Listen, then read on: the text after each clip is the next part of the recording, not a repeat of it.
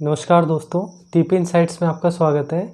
आज की वीडियो में हम बात करेंगे स्टार हेल्थ इंश्योरेंस कंपनी का जो रिम्बर्समेंट फॉर्म होता है पार्ट बी, उसके बारे में हम डिस्कस करने वाले हैं। वो फॉर्म कैसे भरा जाता है, कि उस फॉर्म की भरने की हमें ज़रूरत पड़ती है और क्या क्या उस फॉर्म के साथ में सपोर्टिंग में डॉक्यूमेंट्स लगते हैं, वो सारा कुछ हम इस वीडियो में डिस्कस करने वाले हैं। इससे पहले वाली वीडियो में मैंने आपको पार्ट ए के बारे में बताया था कि वो फॉर्म कैसे भरा जाता है।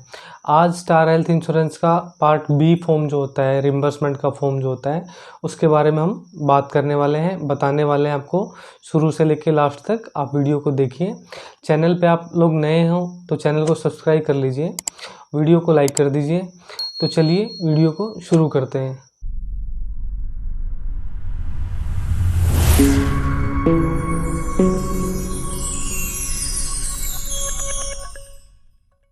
ये स्टार हेल्थ इंश्योरेंस कंपनी का क्लेम फॉर्म पार्ट बी है, जो आज हम भरने वाले हैं, आपको बताने वाले हैं कि कैसे भरा जाता है। इसको भरने से पहले, इसको बताने से पहले मैं आपको कुछ मोटी मोटी चीज़ें बता देना चाह रहा हूँ, जो आपको रिम्बर्समेंट के फॉर्म में ज़रूरत पड़ने वाली है। सबसे पहले क्या होता है कि रिम्बर्समेंट का फॉर्म दो कंडीशन में भरा जाता है। वो मैं पहले वाली वीडियो में भी बता चुका हूँ, सेकंड वाली वीडियो में भी आपको बता दे रहा हूँ। एक तो हम किसी नॉन नेटवर्क हॉस्पिटल के अंदर अपना ट्रीटमेंट कराते हैं, उस कंडीशन में हमें सारी पेमेंट अपनी जेब से करनी पड़ती है। और बाद में जब हॉस्पिटल से हमें फाइनल बिल मिलता है, डिस्चार्ज समरी मिलती है, या और सपोर्टिंग में जो मेडिसिन के बिल हैं या लैब टेस्ट के बिल हैं, और जितनी पेमेंट करते हैं उनकी रिसिप्ट वगैरह होती हैं, वो क्लेम फॉर्म के साथ हमें इंश्योरेंस कंपनी के पास भेजनी होती है। तो रिम्बर्समेंट का फॉर्म जब भी भरेंगे तो सपोर्टिंग में हमें वो सभी डॉक्यूमेंट्स लगाने हैं। दूसरी कंडीशन क्या होती है, अगर हम किसी नेटवर्क हॉस्पिटल में ट्रीटमेंट करा रहे हैं और किसी भी रीज़न की वजह से हमारा क्लेम डिनायल हो जाता है, रिजेक्ट हो जाता है, तो उसमें क्या करते हैं, उस टाइम तो हम हॉस्पिटल को पेमेंट दे देते हैं, लेकिन बाद में हम क्लेम फॉर्म ए और बी भर के, रिम्बर्समेंट का क्लेम फॉर्म ए और बी भर के इंश्योरेंस कंपनी के पास भेज देते हैं, सपोर्टिंग में डॉक्यूमेंट्स लगा के। जैसे फाइनल बिल हो गया, डिस्चार्ज समरी हो गई, और मेडिसिन के बिल हो गए, लैब के बिल हो गए, रिसिप्ट्स हो गई, वो सारा कुछ इन फॉर्म के साथ अटैच करके हमें इंश्योरेंस कंपनी के पास भेजना होता है। तो पहले वाली वीडियो मैंने पार्ट ए के बारे में बताया था। वो जो पार्ट ए फॉर्म होता है वो कैंडिडेट को खुद फिल करना होता है, और पार्ट बी जो होता है वो हॉस्पिटल से फिल कराना होता है। उसमें हॉस्पिटल से रिलेटेड डिटेल भरी जाती है। या तो आप हॉस्पिटल में जाके उनसे टीपीए टीम से भरवा सकते हो, या फिर आप उनसे पूछ के भी भर सकते हो। मैं इस वीडियो में आपको बताऊंगा कि फॉर्म कैसे भरा जाता है, इसमें क्या क्या डिटेल मांगी हुई है, और कैसे आपको भरना है बगैर किसी के गलती किए हुए। एक एक पॉइंट्स को ध्यान से पढ़ना है और उसको सही से भरना है पूरा। तो इसमें सबसे पहला पॉइंट आता है, ये पहले ऊपर देखिए आप, इसमें लिखा है क्लेम फॉर्म पार्ट बी, ठीक है। इसके बाद देखिए साइड में यहाँ पे लिखा हुआ है to be filled in block letter, मतलब ये कैपिटल लेटर में भरा जाएगा पूरा फॉर्म। आपको छोटी की के अंदर नहीं लिखना है, कैपिटल के अंदर सारे वर्ड कैपिटल के अंदर लिखने हैं। तो ये बड़े लेटर के अंदर आएगा सारा का सारा। तो इसमें सबसे पहले लिखा हुआ है डिटेल्स ऑफ हॉस्पिटल। इसमें हॉस्पिटल की डिटेल मांगी हुई है। जिस हॉस्पिटल के अंदर आप ट्रीटमेंट करा रहे हो अपना, या ट्रीटमेंट कराया है आपने, उसमें उस हॉस्पिटल का नाम यहाँ पे लिखना है, नेम ऑफ द हॉस्पिटल। यहाँ पे हॉस्पिटल का नेम आएगा। दूसरा, हॉस्पिटल की एक आईडी होती है।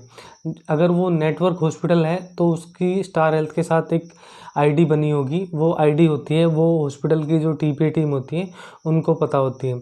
अगर नहीं पता लगती है तो आप इस कॉलम को छोड़ भी सकते हो। अगर आपको पता है तो आप यहाँ पे मेंशन कर सकते हो। हॉस्पिटल आईडी के साथ साथ स्टार हेल्थ की भी एक आईडी होती है, वो भी हॉस्पिटल की टीपी टीम को पता होती है। अगर वो बताते हैं तो आप यहाँ पे मेंशन कर सकते हो, वो अच्छा रहेगा, मेंशन करोगे। नहीं पता है तो आप छोड़ भी सकते हो, कोई दिक्कत नहीं है। इसमें लिखा हुआ है, आगे लिखा हुआ है सी में, टाइप ऑफ हॉस्पिटल। हॉस्पिटल की टाइप क्या है, नेटवर्क हॉस्पिटल था जिसमें आपने ट्रीटमेंट कराया था, या नॉन नेटवर्क हॉस्पिटल था वो। अगर नेटवर्क हॉस्पिटल है तो यहाँ पे नेटवर्क में टिक करेंगे, नॉन नेटवर्क है तो नॉन नेटवर्क में टिक करेंगे। उसके बाद आता है डी में, name of the treating doctor. जिस डॉक्टर ने आपका ट्रीटमेंट किया है, जिस डॉक्टर ने पूरा का पूरा फॉर्म भरा है, सारा कुछ उसके अंदर किया है, और शुरू से लेके लास्ट तक सभी जगह उस डॉक्टर की साइन वगैरह हुए हैं, उसने प्री-ऑथ फॉर्म वगैरह भरा है, तो वो ट्रीटिंग डॉक्टर होता है जिसने आपको पूरा इलाज दिया है डिस्चार्ज होने तक का, तो वहाँ पे उस डॉक्टर का नाम आएगा यहाँ पे। उसके बाद नीचे लिखा हुआ है डी के बाद में लिखा हुआ है ई, सामने उसके ये क्वालिफ़िकेशन में उस डॉक्टर की क्वालिफ़िकेशन लिखनी है, एमबीबीएस है, एमडी है, या जो भी है उसकी क्वालिफ़िकेशन वो हॉस्पिटल की टीम आपको बता देगी, वहाँ से पता करके आप खुद भी भर सकते हो। उसके बाद आता है एफ़ में है registration number with state code.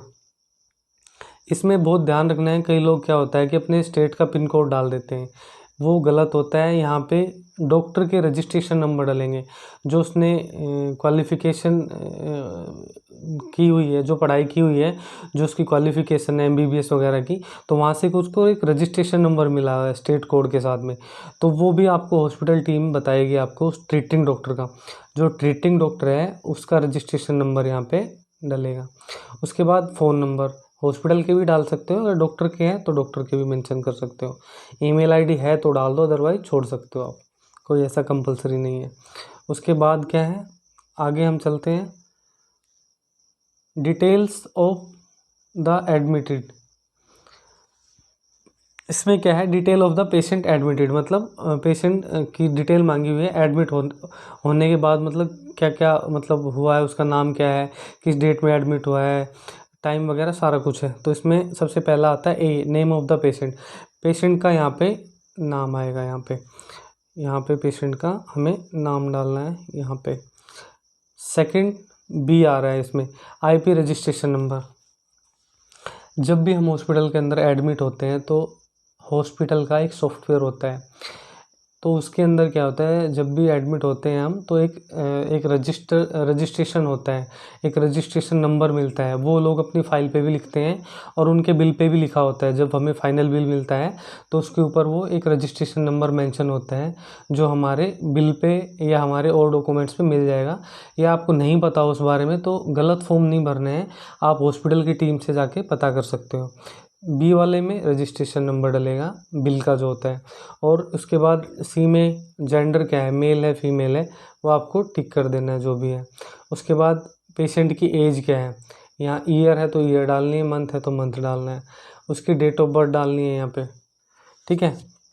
उसके बाद एफ़ वाला कॉलम जो आ रहा है वो सबसे इम्पोर्टेंट है, इसमें डेट डालनी है एडमिशन की, मतलब जिस डेट में आप हॉस्पिटल में एडमिट हुए, डेट डालनी है, मंथ डालना है, ईयर डालना है, यहाँ पे डलेगा वो। उसके बाद टाइम, जिस टाइम आप एडमिट हुए हो वो टाइम आपके बिल पे भी लिखा होता है, फाइनल बिल पे भी लिखा होता है, और जो डिस्चार्ज समरी आपको हॉस्पिटल से मिलती है उस पर एडमिट टाइम और डिस्चार्ज टाइम दोनों मेंशन होता है, तो वो आपको यहाँ पे मेंशन करना है एक्यूरेट। उसके बाद आता है date of discharge. Date of discharge मतलब जिस डेट को आप ठीक हो गए थे, आपको आराम मिल गया था, आप बीमारी से एकदम फ्री हो गए थे, उसके बाद आपकी छुट्टी जिस दिन हुई थी, डिस्चार्ज जिस दिन हुए थे, वो यहाँ पे वो डेट डलेगी। उसके बाद यहाँ पे आगे टाइम, किस टाइम आप डिस्चार्ज हुए थे हॉस्पिटल से। उसके बाद इसमें लिखा हुआ है कि टाइप ऑफ एडमिशन, कि एडमिशन की टाइप क्या थी, किस टाइप का एडमिशन था, इमरजेंसी में आप एडमिट हुए थे या कोई प्लान था, कोई इमरजेंसी तो जैसे कोई एक्सीडेंट हो गया या कोई और कुछ कोई हादसा हुआ है इस टाइप से कोई, तो वो इमरजेंसी में आएगा। प्लान मतलब कोई आपने कोई सर्जरी कोई प्लान कर रखा है पहले से ही, आपने डेट ले रखी है, तो वो प्लान में टिक आएगा, तो उसको प्लान में टिक कर देना है। डे केयर मतलब दिन का जो प्रोसीजर कोई होता है डे केयर, वो उसमें टिक कर देना है अगर वो होता है तो। और उसके बाद ही मैटरनिटी का यहाँ पे लिखा हुआ है, यहाँ पे मैटरनिटी को टिक कर देना अगर मैटरनिटी से रिलेटेड है तो। और मैटरनिटी का अगर टिक करते हो तो आगे लिखा हुआ है डेट ऑफ डिलीवरी, डिलीवरी की डेट लिखनी है। और ये ग्रेविडा स्टेटस ये होता है, एक मेडिकल टर्म होती है, तो ये आप वहाँ से हॉस्पिटल की नर्सिंग टीम से आप ये पता कर सकते हो, वो फाइल में देख के भर देंगे। आप फाइल में अगर देख सकते हो उसमें मेंशन होता है तो आप भी भर सकते हो।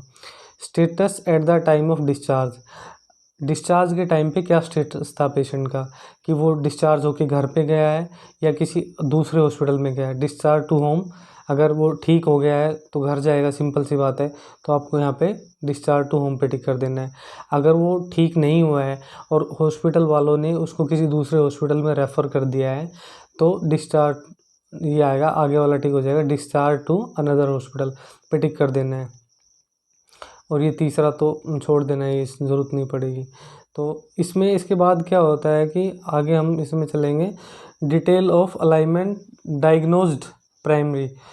तो इसमें सारा कुछ जो होता है ये डॉक्टर का भरने का कॉलम है पूरा का पूरा, ये आपको नहीं भरना है, या तो हॉस्पिटल की जो नर्सिंग टीम होती है उनसे भराना है, नर्सिंग के जो डॉक्टर होते हैं उनसे भराना है आपको। ये सारा कुछ वो अपना खुद भरेंगे। ये वाला कॉलम पूरा का पूरा यहाँ से लेके ये वाला सारा हॉस्पिटल की टीम भरेगी, सारा का सारा। ये आपके भरने का नहीं है इसमें, ठीक है। तो उनसे भराना है, उनसे भराओगे तो गड़बड़ होने के चांस नहीं रहेंगे। इसके बाद हम आते हैं डी वाला ऑप्शन, इसके अंदर आ रहा है देखो, ऊपर ये वाला सारा हॉस्पिटल के जो डॉक्टर होते हैं उनसे भराना है। उसके बाद ये आता है प्री ऑथराइजेशन ऑब्टेन। तो इसमें क्या होता है कि ये कह रहा है कि प्री ऑथराइजेशन आपने भरा था, अगर आपका कैशलेस में अगर आप एडमिट हो और फिर डिनाइल हो गया तो आप इसमें ये कर सकते हो कि हाँ हमने भेजा हुआ था। उसमें प्री ऑथराइजेशन नंबर मेंशन करने हैं फिर आपको। इसमें आगे लिखा हुआ है नेटवर्क नोट, इसमें रीज़न लिखना है कि किस रीज़न की वजह से आप ये फॉर्म भर रहे हो। अगर नेटवर्क हॉस्पिटल में आप एडमिट हुए तो वो रीज़न लिखना है। इसमें आगे लिखा हुआ है जी में हॉस्पिटलाइज ड्यू टू इंजरी, अगर कोई इंजरी हुई है तो आप यस करोगे, नहीं तो नो कर दोगे। तो नो करोगे तो आगे ऑटोमेटिकली सारा नो हो जाएगा। अगर यस करोगे तो आप इसमें सारा कुछ मेंशन करोगे कि रोड एक्सीडेंट हुआ है या कोई शराब वगैरह पी हुई है, अल्कोहल वगैरह लिया हुआ है, तो वो सारा कुछ इसमें देख लेना है। और उसमें ये medico legal report, police report वगैरह सारा कुछ, FIR नंबर वगैरह होंगे तो आपके पास वो भी मेंशन करने हैं। कोई एक्सीडेंट का केस है तो उस केस में। उसके बाद क्या है, क्लेम डॉक्यूमेंट्स सबमिटेड चेकलिस्ट। तो इसमें क्या होता है कि जो भी आप क्लेम फॉर्म के साथ डॉक्यूमेंट्स अटैच करोगे वो सारा कुछ इसमें टिक करने हैं, जो जो चीज़ें आपको लगानी है। तो सबसे पहला है क्लेम फॉर्म ड्यूली साइंड, मतलब claim form A part A मतलब, और पार्ट बी तो वो भेज रहे हो तो आप सिंपल सी बात है आप इसे टिक करोगे। उसके बाद ओरिजिनल प्री ऑथराइजेशन रिक्वेस्ट, अगर प्री ऑथराइजेशन आप लोगों ने भरा है, नेटवर्क हॉस्पिटल में इलाज करा रहे थे उस टाइम, तो वो आपको अटैच करना है, नहीं है तो छोड़ देना है। जो जो चीज़ें आपकी इसमें लगी है, हॉस्पिटल का फाइनल बिल लगा है, ब्रेक का बिल लगा हुआ है, इन्वेस्टिगेशन की रिपोर्ट लगी है, ECG लगी है, फार्मेसी के बिल लगे हैं, फार्मेसी मतलब मेडिसिन वगैरह के बिल, MLC रिपोर्ट जो भी है वो आपको इसमें भरना है और अटैच करना है। टिक करने के बाद अटैच करना है सारे डॉक्यूमेंट जो आप इसके साथ भेजोगे। उसके बाद आगे आता है additional detail case of non network hospital. वो ये कह रहे हैं कि अगर नॉन नेटवर्क हॉस्पिटल है तो कुछ एडिशनल डिटेल हमें चाहिए। तो उसमें क्या होता है कि हॉस्पिटल का एड्रेस आएगा यहाँ पे, हॉस्पिटल की city, state, pin code, phone number और रजिस्ट्रेशन। यहाँ पे हॉस्पिटल का रजिस्ट्रेशन नंबर आएगा। जो हॉस्पिटल रजिस्ट्रेशन होता है वो यहाँ पे मेंशन करना है। वो भी आपको हॉस्पिटल की मैनेजमेंट टीम देगी या फिर TPA वाले आपको दे देंगे। यहाँ पे हॉस्पिटल का पैन नंबर डलेगा, यहाँ पे कितने इन पेशेंट बेड मतलब कितने बेड है, एडमिट वाले बेड कितने हैं, टोटल बेड कितने हैं, इसमें सारा कुछ यहाँ पे मेंशन करना है। OT है या नहीं है, ऑपरेशन थिएटर OT है या नहीं है तो यस करना है, नहीं तो नो करना है। ICU हॉस्पिटल के अंदर है या नहीं है तो यस करना है, नहीं तो नो करना है। उसके बाद हमें आ जाना है आगे, अदर कुछ अगर इसमें मेंशन करने का है तो आप मेंशन कर सकते हो, अदरवाइज इसको छोड़ देना है आपको। ये है डिक्लेरेशन, इसमें लिखा हुआ है कि जो भी हम अपनी तरफ से इन्फॉर्मेशन दे रहे हैं वो सही है। गलत अगर इन्फॉर्मेशन आपको लगती है तो उसकी जिम्मेवार हमें हमारा जो भी है क्लेम रिजेक्ट कर सकते हो। इस टाइप से सारा कुछ एक डिक्लेरेशन लिखी हुई है। तो उसके बाद क्या होता है, इसमें हमें यहाँ पे नीचे डेट डालनी है जिस डेट में हम इसको भेजेंगे या भर रहे हैं, और सिटी डालनी है यहाँ पे हमें, जो भी जहाँ हॉस्पिटल है या जहाँ के हम रहने वाले हैं, अपनी डिस्ट्रिक्ट वगैरह है। और यहाँ पे हॉस्पिटल अथॉरिटी के सिग्नेचर होंगे और यहाँ पे स्टैंप लगेगी। एक बात मैं बता देता हूँ, जो भी आप हॉस्पिटल से फाइनल बिल लोगे, डिस्चार्ज समरी लोगे, मेडिसिन के बिल लोगे या लैब टेस्ट के बिल लोगे, रिसिप्ट लोगे, सब के ऊपर साइन स्टैंप होनी बहुत ज़रूरी है। वो कंपलसरी है। कोई भी फॉर्म भरोगे आप, स्टार हेल्थ का भरो या HDFC का भरो, सभी के साथ कंपलसरी है। बगैर उसके भेजोगे, बगैर साइन स्टैम्प के भेजोगे तो क्वेरी लगेगी और वो उस डॉक्यूमेंट्स को मानेंगे भी नहीं। तो आज की वीडियो मैंने क्लेम फॉर्म पार्ट बी के बारे में बताया, जो स्टार हेल्थ इंश्योरेंस कंपनी का फॉर्म है। सारा कुछ इसमें मैंने डिटेल में बताया है। फिर भी आप लोगों के मन में कोई सवाल हो, कोई डाउट हो, तो आप मुझे कमेंट सेक्शन में लिख के आप मुझसे सवाल पूछ सकते हो इस टॉपिक से रिलेटेड या हेल्थ इंश्योरेंस से रिलेटेड। कोई भी आप लोगों के मन में सवाल हो तो आप मुझसे पूछ सकते हो। वीडियो आप लोगों को अच्छी लगी हो तो लाइक कर दीजिए, चैनल को सब्सक्राइब कर लीजिए। मिलते हैं नेक्स्ट वीडियो में, तब तक के लिए नमस्कार।